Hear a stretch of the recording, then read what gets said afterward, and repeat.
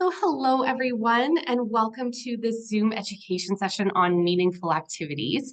My name is Chris Van Leuven, and I am an education coordinator at the Alzheimer's Society of Peterborough, Kawartha Lakes, Northumberland, and Haliburton. And I wanted to thank you for joining us for this session. So when we're supporting somebody who is in either the mid to late stages of dementia, it can be difficult for us to know what types of activities might be meaningful or engaging for the person. And we also want to be mindful of the person's changing cognitive abilities and just make sure that we're not demanding too much of them, but still providing activities that are both going to be stimulating and interesting. During our time together, we're going to discuss some practical ideas for spending quality time together by identifying and drawing upon the person's remaining strengths. I recognize that throughout our discussion today, there might be some questions that come up, and just in the interest of time, and because I'm not always able to see your face or the chat pod while I'm sharing my PowerPoint, I'm just going to ask you to please hold any questions that you have until the end. So you can feel free to jot any questions that you have down into the chat, and I'll respond to them during that Q&A period after the presentation's over. So thanks so much for your help with this.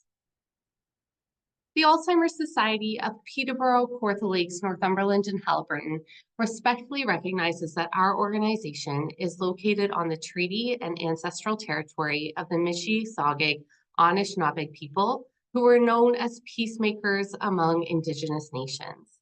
We're grateful to the original stewards of this land. It's our goal for this land acknowledgement to be an active, living statement of intent, which will build a bridge toward greater understanding and inclusion. This is the start of a conversation. We intend to listen and learn. During our time together today, we're going to explore the importance of meaningful activities. We're also going to look at some different ways to engage a person who's living with dementia in those meaningful activities. And we'll talk a little bit about some of the resources that are available through the Alzheimer's Society. And we'll talk briefly about some of the programs that we have available as well to support people living with dementia and their care partners.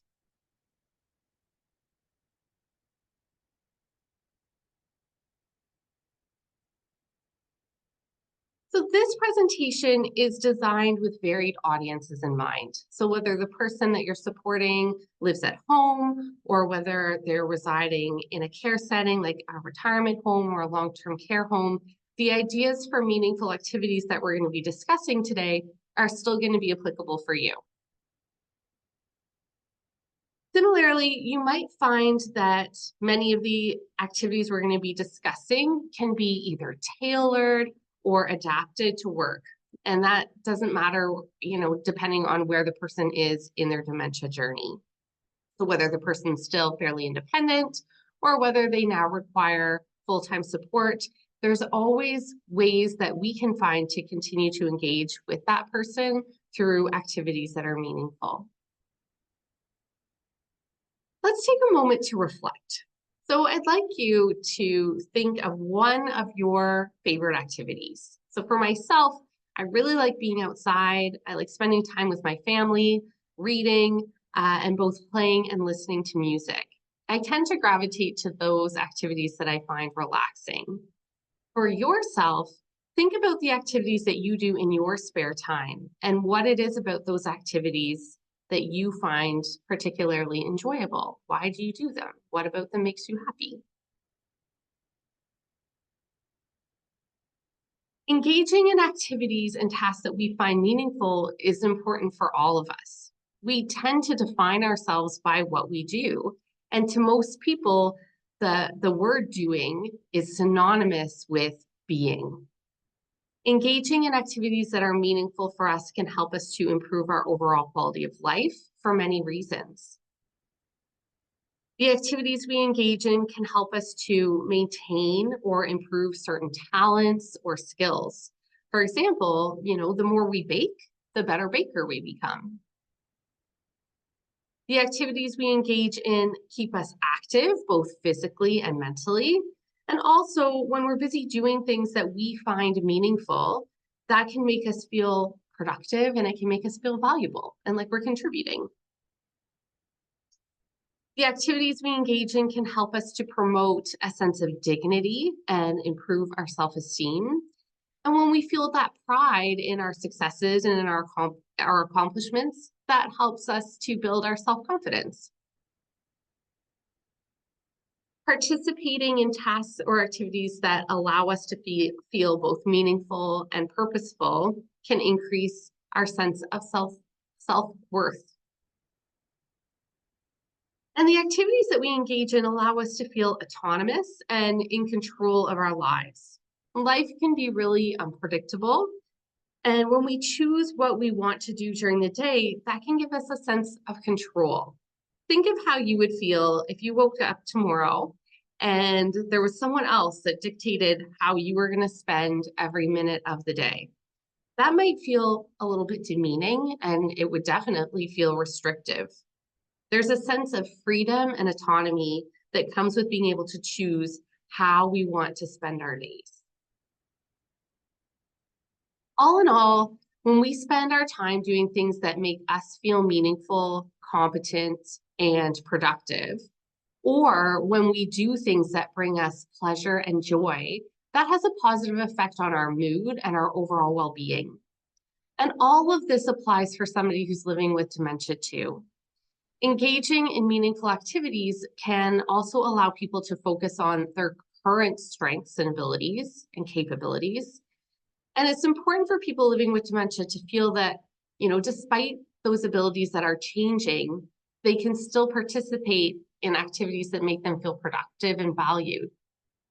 Many people living with dementia feel like they've lost a lot of control and autonomy. So for example, for that person being told that they're not able to maybe drive anymore, that can feel really restrictive to their sense of self and their sense of purpose and what they want to do.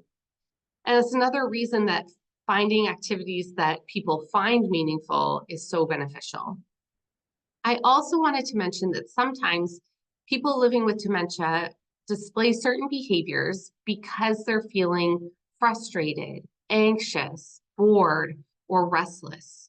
And engaging in meaningful activities might help decrease those feelings for people.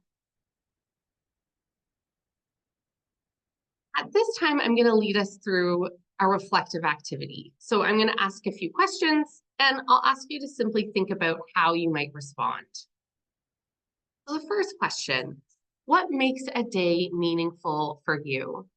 For myself, spending time with my children, sharing moments of humor and laughter with friends, and feeling productive all come to mind.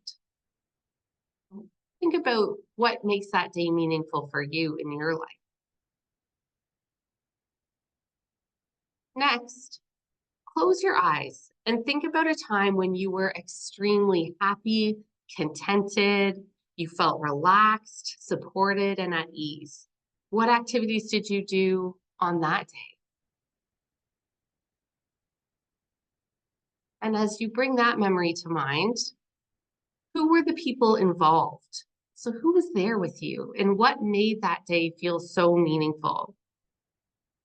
As we reflect, we're all going to have different answers to these questions. There's no right or wrong answer.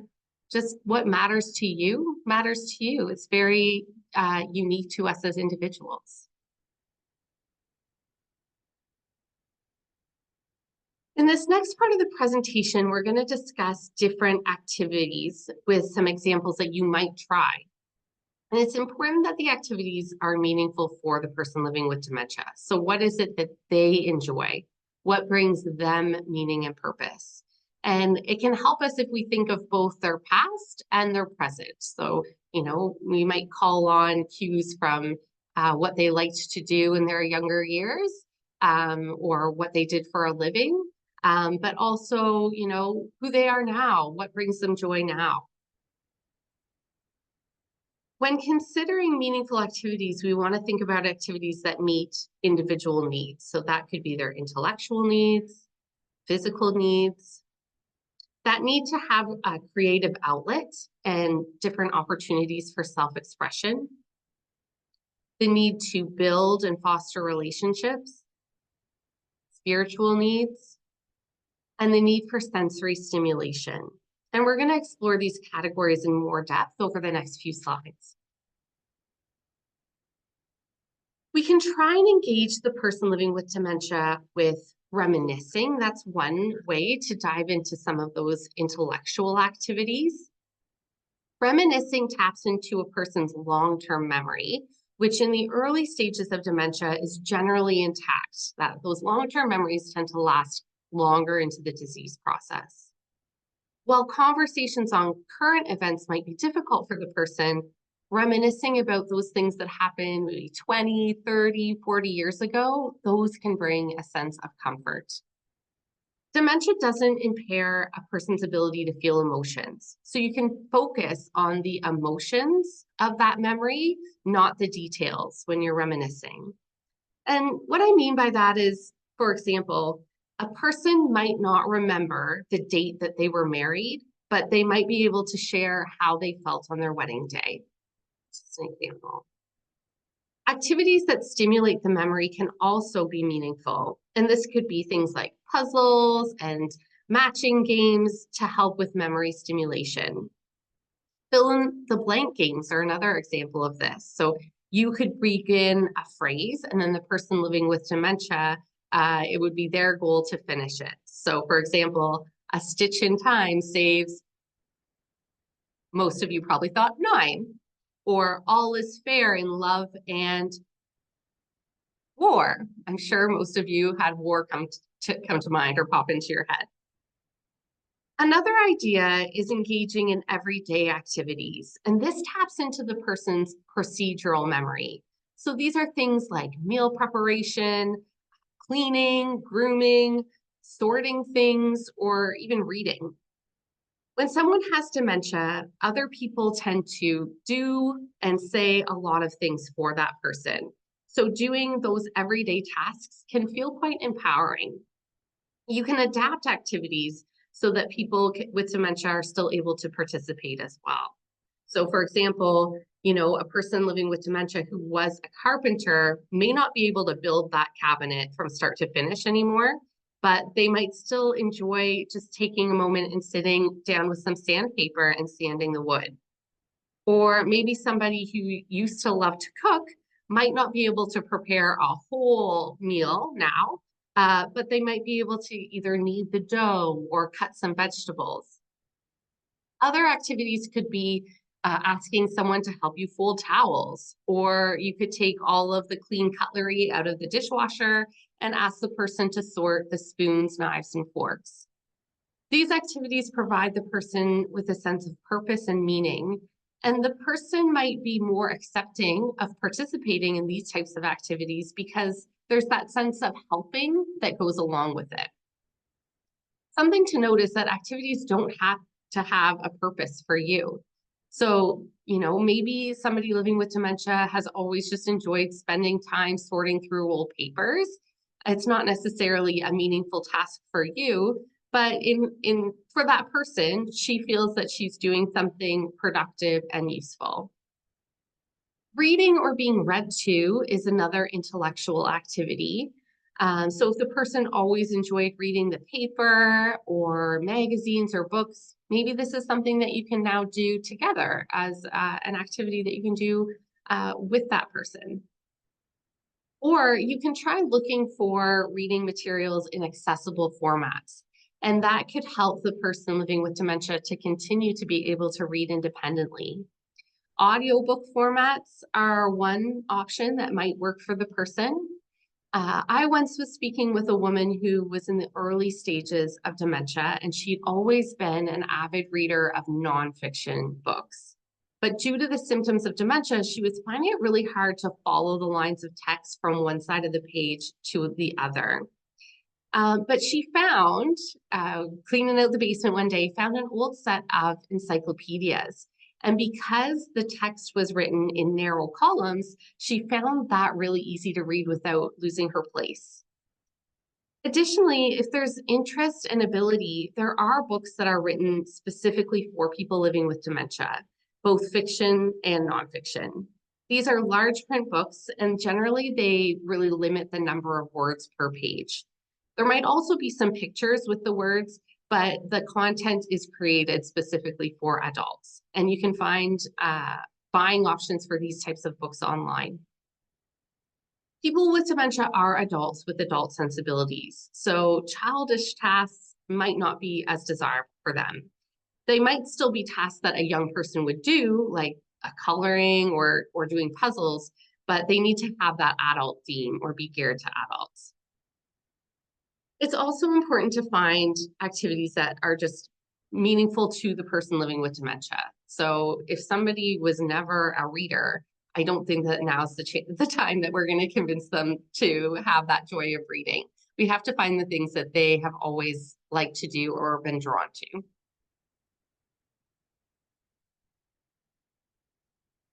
Here's some different activities over the next few slides that you can easily put together at home with either materials that you already have at your house or materials that would be pretty cheap to buy at the dollar store.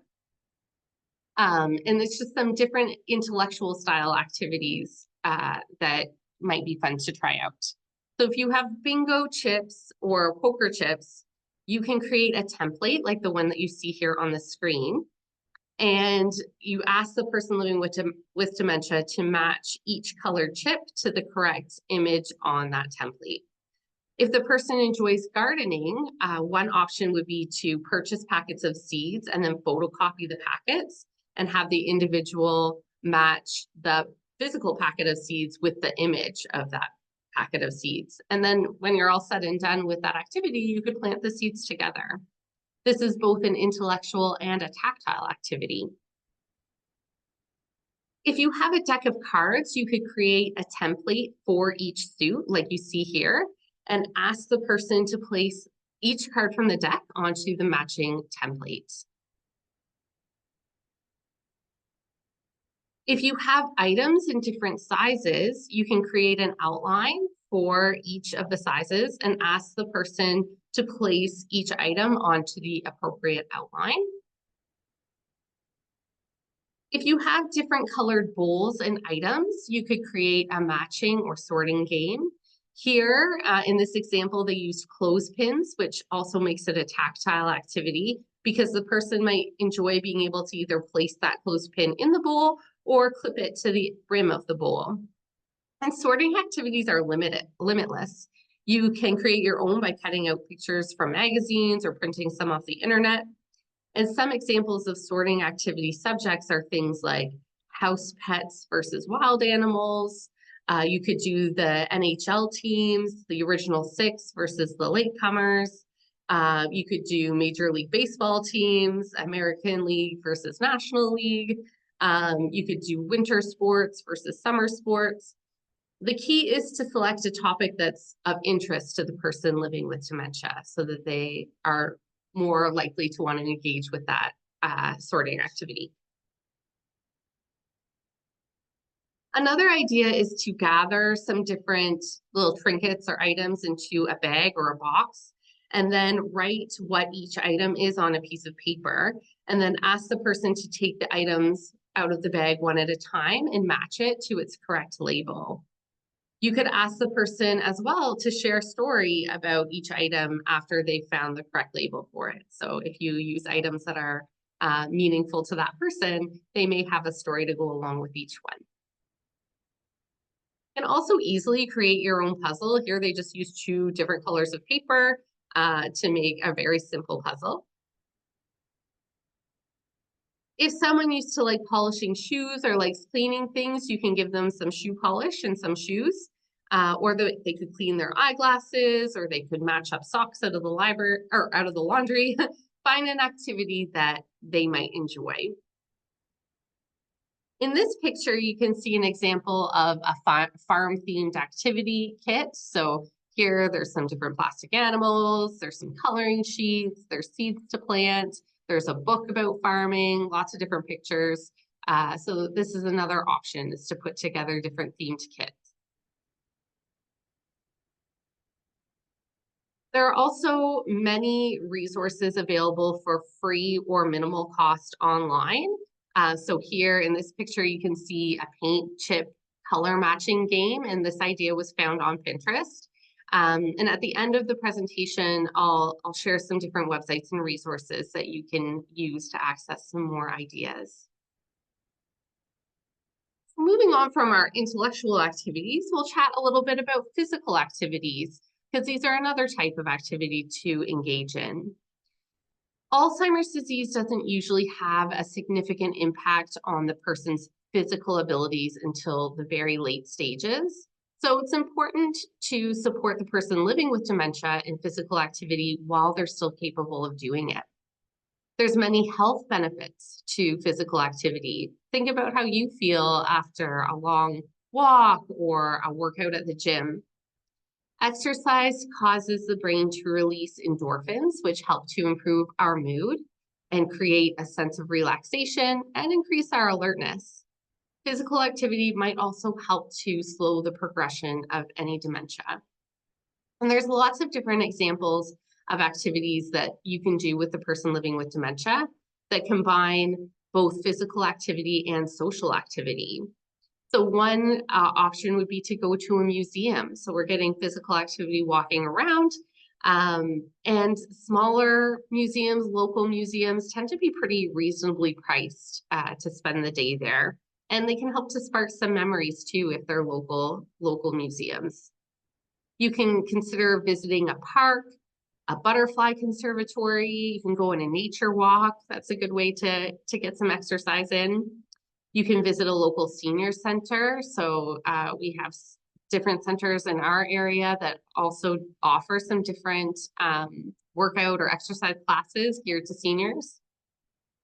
You can think of someone that you know and either make a surprise for them or thank you for them by going to buy some flowers or picking some flowers in a card and then making a special point to deliver that gift to them. If possible, you could drive to the neighborhood where the person living with dementia grew up and spent their childhood. And you can get out and look around that neighborhood and have the person living with dementia take you on a bit of a tour. You can always encourage visitors to come over, but we just recommend that we don't invite large groups at one time. It's always better to have more one-on-one or just one couple at a time. You can look at pictures with the person living with dementia.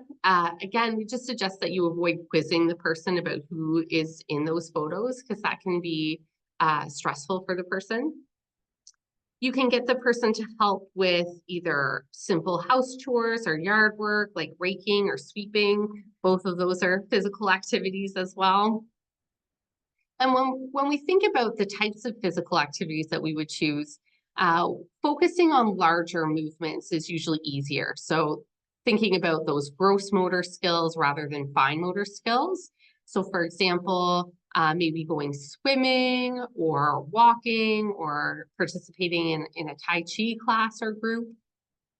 We want to focus on activities that use our primitive reflexes. So that's things like grasping or throwing and repetition. So catch is a perfect example of this. And catch can be both easy and fun. You don't necessarily have to use a hard softball. You could use a beanbag or a beach ball or a balloon, something that's soft and light. If the person likes music, they might enjoy swinging, swaying, or dancing to the music. And this can be fun and it is easy to do and easy to do together. Familiar recreational type activities might feel more comfortable for the person living with dementia. So if the person has always really liked gardening, this could be a physical activity to engage them in. And just a little anecdotal story here. For those of you that don't know, former President Ronald Reagan was diagnosed with Alzheimer's disease when he was in his 80s. And one story that his family shared was that he really enjoyed raking the leaves. So his Secret Service members would gather up leaves and could keep scattering them around his backyard so that he could just continue raking the leaves for as long as he wanted. It was always good exercise and he felt productive and he was doing something that he really enjoyed doing. The Alzheimer's Society offers a Minds in Motion program, and that's a community-based social program that incorporates physical activity and mental stimulation for people living with dementia in the early to mid stages, and their care partners as well to attend together. And this is a great option for incorporating physical activity into the person's weekly routine. So you can always reach out to us at the Alzheimer's Society to learn more about that great Minds in Motion program. Now moving on to our creative or self-expression activities. And there's no right or wrong way to be creative. That's what's so great about these activities. They're basically no fail. Being able to express oneself helps the person maintain a sense of personhood and identity. And examples of creative activities are things like listening to music, or even playing a musical instrument, dancing, painting with either paintbrushes or doing finger painting, because that's nice and tactile, or drawing, making a collage, coloring in an adult coloring book, working with clay, also another nice tactile one, gets the hands working. Crafts like knitting or crocheting, or even looking at photographs is a way of that self-expression or creativity. And art doesn't have to be creative to be meaningful. You can just spend some time appreciating art with the person living with dementia. And you can do this by looking through books of artwork or looking through books of photography. You can go together to an art gallery and comment on the pictures, and you can't fail at this. It's all just your personal opinion. You can find different images of art on the internet and share them. And just that moment of, looking at a piece of art and engaging in just some quiet appreciation and contemplation, that's a nice calming activity as well. Next, let's talk about relationship-centered activities. These are activities that focus on connecting with either other people or even animals. And social interaction is important. We don't want the person living with dementia to feel withdrawn or isolated. It's been proven that for those that keep their relationships and social interaction intact, it can help to slow the progression of dementia. So assisting or arranging phone calls or visits for the person living with dementia, or even sitting down and filling out a postcard and sending some mail. Those are some good social activities. During special occasions, it's important that the person living with dementia has the chance to participate in some of the prep work that happens. So that could be putting up decorations or putting the candles in the birthday cake. Some people really connect well to animals, and animals are non-judgmental and they can bring that sense of calm. An activity could be going to either a petting zoo or just the zoo, or even visiting an animal shelter like the Humane Society. Some people living with dementia do benefit from having either a doll or a stuffed animal. It can create a sense of companionship or comfort, and they feel that they now have something to take care of and nurture, so it gives them that sense of purpose. You can find different dolls and stuffed animals for the person that look and feel realistic. So, for example, they're either the appropriate size of a baby or a puppy and a realistic weight. All of these different examples of relationship-centered activities, they really rely on our ability to communicate. And so when communicating with somebody who's living with dementia, we have a few just general tips. So we always want to remember to be positive in that communication and reassuring. We want to remain patient through that communication, giving the person some extra time, and speaking slowly and clearly, just using plain language. We always want to offer extra time for the person to respond. And one thing that we say often at the Alzheimer's Society is to remember to connect, don't correct. So if the person is saying something that doesn't really align with your here and now reality, We don't want to correct the person on the facts. We just want to look at the emotions behind what they're saying and meet them where they're at. If you're interested in learning more about communication and some helpful strategies for communicating with those living with dementia, I'd really recommend that you check out the free self-paced online course that's titled Supporting Communication, and it's available on Alls Educate, which is a web platform hosted by the Alzheimer's Society of Ontario, where there's lots of different free courses for you to take. You do need to sign up for an account with Alls Educate, but for the most part, the opportunities that are available are free. And I do have a link for that particular course.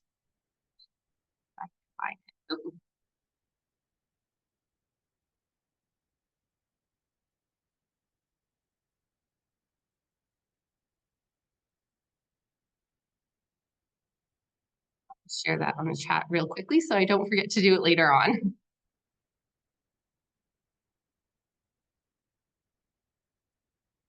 Oh,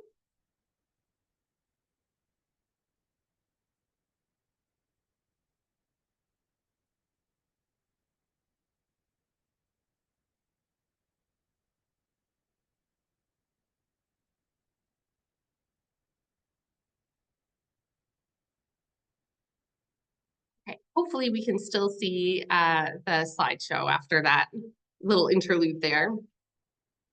So next, let's chat about the different spiritual activities. So for people who identify faith or spirituality as an important part of their lives, activities here might contribute to a sense of community and belonging. Attending services or events may provide a nurturing and safe environment for the person living with dementia. And during religious or cultural activities, you could help the person living with dementia participate in these things, like maybe preparing the home for different observations like Passover, coloring some Easter eggs at Easter time, or decorating the Christmas tree. The person may not be able to complete all of the steps, but there's probably a part that they can participate in or assist in. So, for example, a person living with dementia used to always decorate her own Christmas tree. That was something she really loved to do. But now she finds it challenging to complete this task. But maybe she could do part of the decorating with your assistance. Or maybe she'd enjoy watching her grandkids decorate the tree. For meaningful engagement, it's often about modifying activities that people used to enjoy. Being at one with nature, this is another way that we can kind of express our spirituality. It can bring a person peace and calm. So we can do that by visiting a local park or a conservation area or a waterfront. Other activities might be things like listening to someone read some religious texts, singing or listening to religious songs, receiving some extra support to participate in religious rituals or activities like lighting candles or saying grace or attending services. Maybe you could arrange with a religious leader or a member of the person's religious community to come and just spend some time with the person. You could attend a celebration or a religious holiday or a ceremony.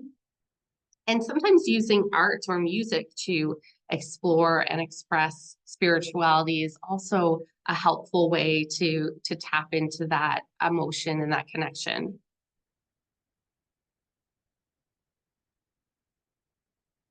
Sensory stimulation activities are so important for people living with dementia. They're beneficial for that individual who's having difficulty either relating or responding to their environment. It can help the person to feel connected or relaxed. And these are particularly useful for people who are struggling with their verbal communication or understanding verbal communication. The benefits of using activities to stimulate the senses for somebody living with dementia include increased socialization and concentration, an improved self-concept, and increased alertness. So for example, we might want to bust out a diffuser with some essential oils with different familiar smells, so things like lemon. We could introduce an activity blanket to the person, and usually these activity blankets have different uh, tactile objects, so different feelings of fabrics, maybe silk or corduroy. Sometimes they have some different objects sewn on, like buttons or zippers. We could try playing the person's favorite music, or even just holding hands with the person or giving a hand massage. Music can be a really powerful activity for people at any stage of dementia. It's known to touch us and affect us in a way that we don't really understand. Some people say that music goes beyond the brain and it speaks to the soul. Listening to personalized music can be very powerful for someone living with dementia. That's music that they have a connection to. It could be artists or songs that they really like, or it could be music that's connected to a specific memory, like their wedding song or a lullaby that they used to sing to their children. The brain has an extraordinary capacity to make associations and connections between important life events and music. And these associations are stored in different regions of the brain, collectively known as the music memory networks. As the brain deteriorates with the progression of dementia, musical memories can still be accessed through these networks. Music memory typically remains intact far into the dementia journey. And this explains why a person who might be in the advanced stages of dementia will still remember some words or the tunes of songs from their childhood, but they may not be able to recognize family members. Some ideas for listening to music are listening to music together or singing a person's favorite songs either with them or to them, putting in a person's favorite music onto either the stereo and dancing or swaying to that music. If possible, you might be able to attend either a symphony or a concert or go to a music festival. And you can learn about the music project that's offered by the Alzheimer's Society of Toronto as well. In the music project, the Alzheimer's Society of Toronto will share a collection of music on an MP3 player to the person living with dementia for them to use and listen to. And if you're interested in that, if you just Google Alzheimer's Society Music Project, their webpage will come up, but I can also share it at the end.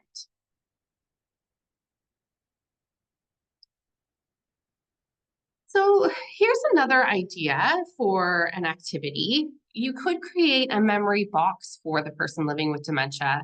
And this box, the goal is that it holds some different trinkets or items that are meaningful for the person. Sometimes you can base the box around a theme. So the one that you can see in the picture is around the different seasons, but really you could have whatever theme you like. If a person liked to collect newspaper clippings, you could gather those in a box. Or if the person collected coins from around the world, you could decorate a box with them that could house all of those different coins.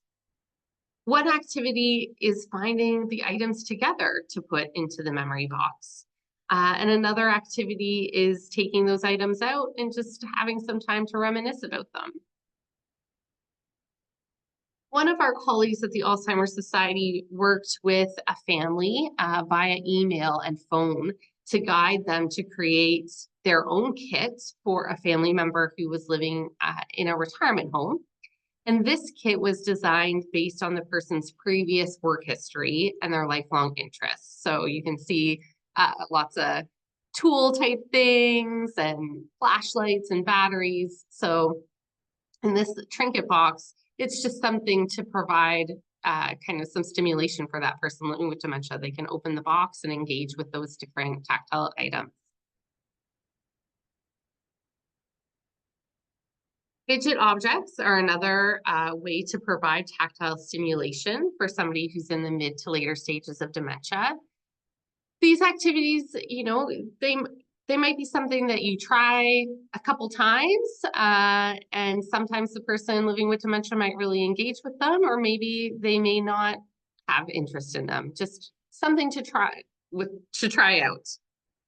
With the right skill set, some of these fidget objects can be made at a really low cost. So for example, we call this item on the left-hand side of your screen a twiddle muff. And it's just a knitted tube of yarn. And so the person can put their hands either inside or on the outside. And then there's lots of different tactile things.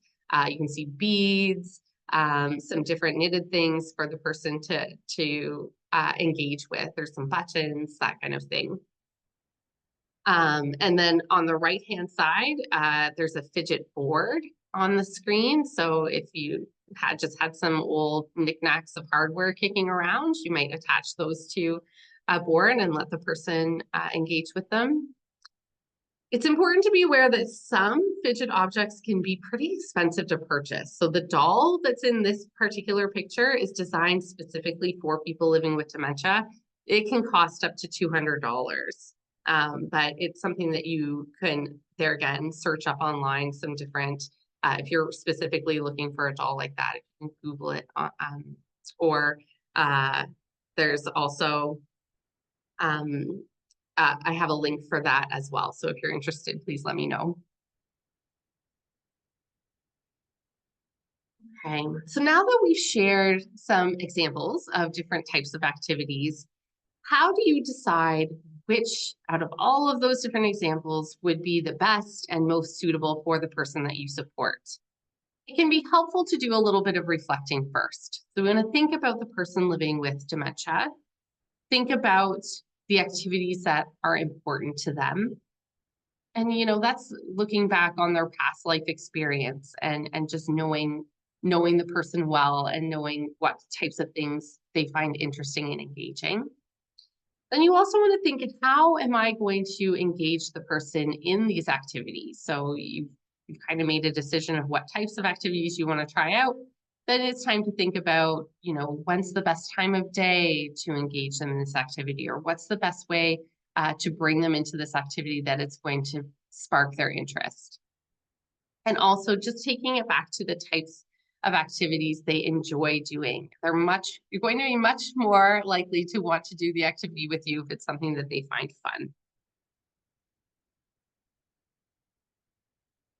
Let's review those guidelines for activities. So we want to look for activities that are familiar, that tap into the person's procedural memory. So this could be things like gardening, setting the table, dancing. We want to find activities that give the person a sense of purpose and accomplishment. So this could be things like folding towels or sweeping. We want to try to think creatively. What works one day might not work the next day. So being flexible can be really important as well.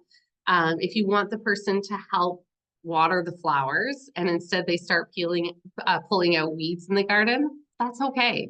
That's okay. It's being flexible and able to adapt and go with the flow. You might also have to provide direction and redirection and cueing, and that can take a lot of patience on your part. If you're doing the activity that you've selected together as something to do, the two of you, you want to find parts of that activity that you're also going to find fun. Because if you are participating in the activity, but you're feeling bored and you're not really engaged in it, the person living with dementia is likely going to pick up on that, and they will feed off of your energy. So how do you approach these activities? Your approach is really critical for promoting a successful interaction. This is going to help ensure that the person feels comfortable. It can be really helpful to break tasks that you're doing into steps that match the abilities of the person living with dementia. So instead of saying, go and water the garden, which can be a little overwhelming, you could say, let's start by getting the watering can from the tool shed. And now we're going to fill it up using the hose. And lastly, we'll go to the flower bed and water the flowers. Demonstrating each step can be helpful. So show the person how to do the activity. So you can start folding the laundry with the person if that's the activity. You might need to help the person start or initiate the activity. Dementia can affect the person's ability to initiate a task. They might want to engage in that task, but they may not know how to begin. So by providing that appropriate cueing, we can support the person to start the activity, and then they're usually able to continue it on their own. For example, if you put out the pieces of a puzzle for the individual and say, can you help me with the puzzle? And then show the person, start by putting a few of the pieces together and asking them if they'd like to continue. That might be a good way to get them engaged in that puzzle building process. And then we want to give the person time to accomplish each step of that activity. So letting them go at their own speed. So for example, we had one caregiver who asked her mom to peel potatoes for dinner, and it took her mom over an hour to peel 5. And at first, the care partner felt upset because this kind of put a big delay on dinner.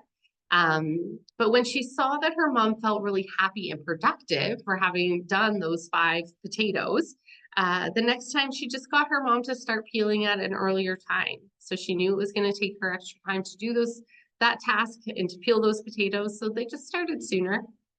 The lesson here was to just let go of perfection. It was to focus on the enjoyment of doing rather than that correctness of the final product. We want to remember to be flexible and patient. It's really important to work with the changing needs of the person living with dementia. And the approach of that care partner is just so critical for promoting a successful interaction. Building a mutually respectful and supportive relationship will help ensure that the individual feels comfortable. And just being prepared to stop or change the activity if the person doesn't really seem interested or in the mood to participate. In your planning of activities, try and plan activities that are failure-free. So in other words, if the end product isn't really what we're focusing on here. It's the actual activity and the doing itself. And meaningful activities is not always about doing. Sometimes it can be just about being present. So always remember to listen to the feelings behind the words for what the person living with dementia is saying. Listening is a gift that we can offer, and it helps the person to feel valued and loved in the moment. Sometimes the best quality visits are just about being present with the person. And you don't need to feel responsible to hold all of the conversation either. It's important to have some downtime in that activity or during that visit to relax and refresh too. So make sure that you incorporate time in your day to allow the person living with dementia to have that moment for a break, a rest, or a sleep. We don't need to be go, go, go every minute of the day. So let's look at ways to improve engagement. So first, we want to look at the environment. Is it too loud? Is it too bright or dim? Or is it too hot or cold? Are there things in the environment that might be distracting for the person and a reason that they're not able to focus in on that activity? Is the TV on in the background, or is there something loud happening out in the hallway? Does the person feel safe and comfortable in the environment so they're able to relax and just settle into that activity? Consider your approach. What's your frame of mind as you're starting? Are you tense, stressed, frustrated, or distracted? The person living with dementia, they're really good at picking up what it is we're putting down, and they'll sense it, and that might affect their ability to participate in the task. If you come into that activity feeling calm or being enthusiastic, they will also sense this. So emotions can be very much mirrored during these activities. You also want to set realistic expectations. So the person might not be able to bake a whole pie on their own, but they can do it alongside with you. We want to plan for success. Don't set yourself both up for failure. Find those no-fail activities like I mentioned. So asking the person to wash a few dishes rather than asking them to wash all of the dishes and dry them and put them back in the correct spot. Just keep it brief, keep it simple. And encourage independence. So allow the person living with dementia to do as much of that task or as much of that activity as they're able to do. Give them a chance so that they have that feeling of control. So you can always give them options as well, giving them that choice. Like, do you want to do some gardening together? Or would you like to help me do this puzzle? So letting them kind of guide the direction of the day or what activities you're going to do. So we're nearing the end of this presentation. I know this has been a lot of information that I have thrown your way, but as you kind of reflect on what you've heard today, what is one thing that you might try that you've heard about today based on the information shared in our session? I'll let you think on that one. It takes energy and understanding to create these meaningful activities, and it can be challenging. Every person is as unique as the activity. Focus on the individual's strengths and interests, and remember to be creative and bring some fun. Talking with a friend or with a family member, the Alzheimer's Society as well can be a great support, and we can help you to brainstorm some different ways to have that meaningful engagement. But when we boil it down, it's really your presence and the sense of caring that you bring that matters. The Alzheimer's Society can help provide some different ideas though. And we do offer some programming to support the person living with dementia and yourself as a care partner. And some of our recreation programs could be really beneficial for you and the person you're supporting. So like the Minds in Motion program that I talked about earlier. So connect with us, reach out to us and find out how you can get involved with those programs that we offer. We'd love to tell you more about it. On the screen, you can see a QR code link to the Alzheimer's Society's Meaningful Visits brochure. This resource has a number of different tips for meeting and engaging with the person living with dementia. And I'll share this link in the chat at the end of the presentation. Another resource here is the Challenging Your Brain website, brought to you by the Alzheimer's Society of Canada. And on this website, you can find both downloadable brochures along with some different dementia activity booklets as well. So I'll share that in a moment.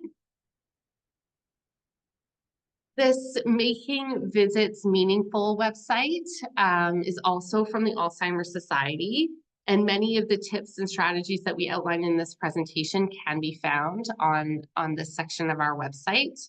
So I'll share that link as well. Living with and supporting someone that's living with dementia is not easy. We want you to know that you're not alone and that the Alzheimer's Society is here to help. And on the screen, you can see Casey, who's our intake coordinator. She can tell you all about the different supportive services that we have available to assist you in your journey. And she's your first point of contact with the Alzheimer's Society and can connect you with the people and the resources to best meet your needs. Again, another QR code here.